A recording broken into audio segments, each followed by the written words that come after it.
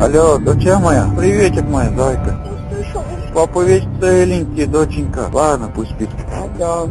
Нам сказали нахуй идти вперед, мы окружены сейчас. Танков у нас осталось мало, всю технику перебили. У меня Мишу Буянова чуть не подстрелили, блядь, крыл его. Себя прикрой, блядь, у тебя дети нахуй дома.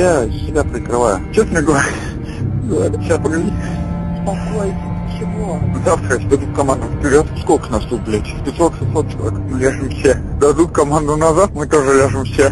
Нас нет выхода. Люди сегодня ушли вперед. Некоторые погибают так, что даже не понимаешь, что от них мест не остается. Так что, честно говоря, жди весточку.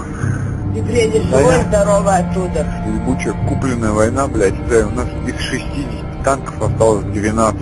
Сегодня вот выехал на танке, вышел с танка, и пизда человеку пришла сразу. Ладно, поцелуй детишка мне. Детям завтра скажешь, что живой и здоровый. Дай ему трубку. Алло. Здорово, отец звонит. Че сам как? А что срочно? Да не знаю, может, последний раз был на связь. Он тебя убил? Да. Кого убил? Много кого.